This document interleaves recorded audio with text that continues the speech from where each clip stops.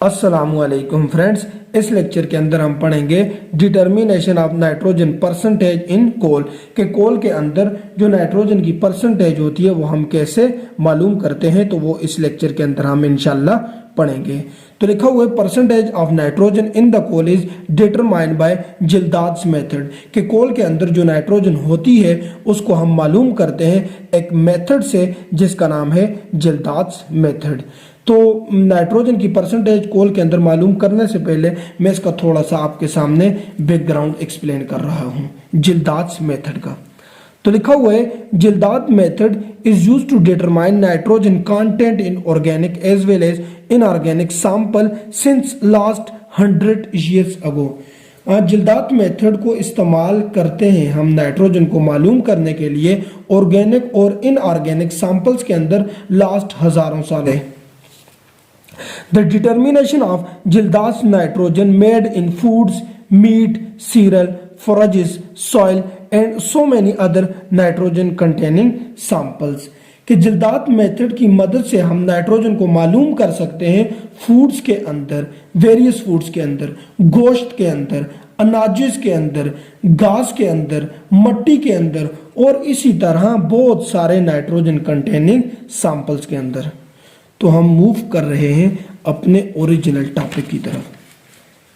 अब इस मेथड में होता क्या है, कहते हैं in this method known amount of powder coal is heated with concentrated sulphuric acid in the presence of copper sulphate and potassium sulphate, जो कि दोनों एक्ट कर रहे हैं as a catalyst in Kjeldahl flask. इस मेथड के अंदर हम नॉन मिकदार पाउडर कोल की हीट करते हैं सल्फ्यूरिक एसिड के साथ कॉपर सल्फेट और potassium sulphate as a catalyst की मौजूदगी में जिल्दात फ्लास्क के अंदर। तो जिल्दात फ्लास्क क्या है, तो मैंने आपके सामने इसकी डायग्राम बनाई हुई है। Kjeldahl flask similar to conical flask होती है। इसके अंदर हमने डाला हुआ है पाउडर कोल, साथ में कंसंट्रेटेड सल्फ्यूरिक एसिड और copper sulphate plus potassium sulphate as a catalyst. इसको हमने रखा हुआ एक स्टैंड के ऊपर और इसको हम हीट कर रहे हैं। When this mixture is heated, then nitrogen of coal is converted into ammonium sulfate. जब इस मिक्सचर को हम हीट करेंगे तो कोल का नाइट्रोजन तब्दील हो जाएगा अमोनियम सल्फेट के अंदर। जैसे मैंने आपको बताया हुआ है कोल सैंपल जो आपके पास था, जो आपने ओरिजिनल लिया है, उसके अंदर जो नाइट्रोजन ऑफ कोल है, जो इसमें सिर्फ नाइट्रोजन है, उसको हम ट्रीट करेंगे सल्फ्यूरिक एसिड के साथ, कॉपर सल्फेट के साथ, पोटाशियम सल्फेट के साथ और इसको हीट करेंगे। इस हीटिंग के रिजल्ट में, इस कंपाउंड के साथ ट्रीटमेंट के रिजल्ट में आपके पास एक क्लियर सॉल्यूशन आएगा। ये कैसे आएगा इसको भी मैं आगे आपके लिए फर्दर एक्सप्लेन करूंगा। कह रहा है all the nitrogen of coal is converted into ammonium sulphate when the whole solution become clear. इन लाइन्स में कहता है सारे का सारा नाइट्रोजन कोल का अमोनियम सल्फेट में कन्वर्ट हो जाएगा जब ये सॉल्यूशन बिल्कुल क्लियर हो जाएगा। क्लियर सॉल्यूशन से मुराद है जिस तरह आपका डिस्टिल वाटर होता है, बिल्कुल उस तरह से। शुरू में जब आपने coal, sulphuric acid, copper sulphate and potassium sulphate सब कुछ जिल्दात फ्लास्क में डाला था यहां पर, तो उस वक्त कोल मिक्सचर का जो कलर था वो डार्क ब्लैक था। जब आपने इस कोल मिक्सचर को हीट करना स्टार्ट किया तो वो डार्क ब्लैक कलर कोल का क्लियर में कन्वर्ट होता जाएगा। जब आप कंटिन्यूस हीटिंग करोगे तो एक वक्त ऐसा आएगा जब सारे का सारा nitrogen of coal ammonium sulphate में कन्वर्ट हो जाएगा और इस वक्त सॉल्यूशन बिल्कुल क्लियर हो जाएगा, सिमिलर टू डिस्टिल वाटर।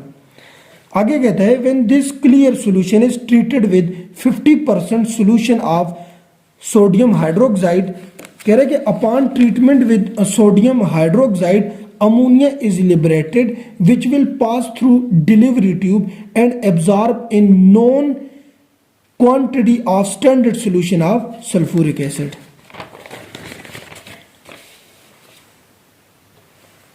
अब जो आपके पास क्लियर सॉल्यूशन आया है, इस क्लियर सॉल्यूशन को ट्रीट करना है 50% सोडियम हाइड्रोक्साइड के साथ। जब आप इसको 50% सोडियम हाइड्रोक्साइड के साथ ट्रीट करोगे तो ट्रीटमेंट के रिजल्ट में अमोनिया गैस निकलेगी और ये पास होगी डिलीवरी ट्यूब से। ये आपके सामने मैंने बनाई हुई है, ये जिल्दात फ्लास्क है, ये डिलीवरी ट्यूब है, ये इसमें कंडेंसर लगा हुआ है जो अमोनिया गैस को कंडेंस करके लिक्विड फॉर्म में कन्वर्ट करेगा। तो जब ये डिलीवरी ट्यूब से पास होगी तो आगे हमने लिया हुआ है non standard solution of sulphuric acid. तो ये अमोनिया गैस यहाँ से कंडेंस होकर यहाँ पर आएगी और ये सल्फ्यूरिक एसिड में जो कि आपने नॉन स्टैंडर्ड सॉल्यूशन लिया हुआ है उसमें एब्जॉर्ब हो जाएगी। इस अमोनिया के अंदर जो नाइट्रोजन है वो एक्चुअल में नाइट्रोजन ऑफ कोल है। अब यहाँ पर मैंने दो वर्ड यूज किए हैं, एक 50% सॉल्यूशन और दूसरा स्टैंडर्ड। इनको मैं आपके सामने एक्सप्लेन कर रहा हूँ। 50% सोडियम हाइड्रोक्साइड सॉल्यूशन का मतलब यह है कि 50 centimetre cube sodium hydroxide 50 centimetre cube water में प्रेजेंट है।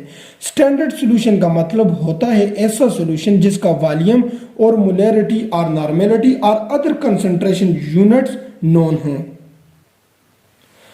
तो यहां पर आपको बताया हुआ है कि जो अमोनियम सल्फेट जो कि जिल्दात फ्लास्क में बना था, आपने उसको ट्रीट किया। सॉरी, यहां पर सोडियम हाइड्रोक्साइड नहीं है, यहां पर सल्फ्यूरिक एसिड है स्टैंडर्ड सॉल्यूशन के साथ। तो इससे अमोनिया लिबरेट हुई। ये अमोनिया कहाँ से आएगी? डिलीवरी ट्यूब से, और साथ में इसके साथ सोडियम सल्फेट और वाटर बनेगा। इनके साथ हमारा ताल्लुक ही नहीं है। तो लिखा हुआ है volume of unuseful sulphuric acid is then determined by back titration with standard solution of sodium hydroxide. अब आप अमोनियम सल्फेट को जब सल्फ्यूरिक एसिड के साथ ट्रीट करोगे तो जो अमोनिया निकलेगी वो non standard solution of sulphuric acid में एब्जॉर्ब हो जाएगी, जैसे आपको यहाँ पर मैंने सारा स्केच बता दिए। अब जब सारी अमोनिया सल्फ्यूरिक एसिड में एब्जॉर्ब हो जाएगी तो कुछ सल्फ्यूरिक एसिड बच जाएगा। इस बचे हुए सल्फ्यूरिक एसिड को हम बैक टाइट्रेशन से मालूम करेंगे। अच्छा, आप सल्फ्यूरिक एसिड की जगह HCl भी यूज कर सकते हो। अब बैक टाइट्रेशन क्या होती है इसको मैं आपके लिए थोड़ा सा एक्सप्लेन करता हूँ। ऐसी टाइट्रेशन जहां पर किसी सॉल्यूशन के अंदर एक्सेस रिएजेंट को आप डिटरमाइन करो यूजिंग नॉन स्टैंडर्ड सॉल्यूशन से, तो ऐसी टाइट्रेशन को आप बैक टाइट्रेशन बोलते हैं। तो यहाँ पर जो एक्सेस रिएजेंट है वो आपके पास क्या है? सल्फ्यूरिक एसिड है। तो यहाँ पर जो आपके पास नॉन स्टैंडर्ड सॉल्यूशन है वो क्या है? तो वो आपके पास सोडियम हाइड्रोक्साइड है। चलो मैं इसको आपके लिए थोड़ा और एक्सप्लेन करता हूं कि जब आप सल्फ्यूरिक एसिड या HCl को अमोनिया के साथ एज अ एब्जॉर्बेंट यूज करोगे तो जो बचा हुआ सल्फ्यूरिक एसिड होगा, बचा हुए से यहां पर मुराद है जिसने अमोनिया के साथ रिएक्शन नहीं किया, उसको हम ट्रीट करेंगे standard non solution of sodium hydroxide. तो एक फार्मूला इसको देखो कि volume of sulphuric acid use, कि कितना वॉल्यूम आपका सल्फ्यूरिक एसिड का यूज हुआ है। यूज होने से मुराद है कितने ने जाकर अमोनिया के साथ रिएक्शन किया है। तो उसको हम कैसे मालूम करेंगे? Total volume minus volume of sulphuric acid consumed in back titration, या इसको बोलते हैं unused volume of sulphuric acid. इसको मैं आपके लिए एक सिंपल सी एग्जांपल से एक्सप्लेन भी कर रहा हूं।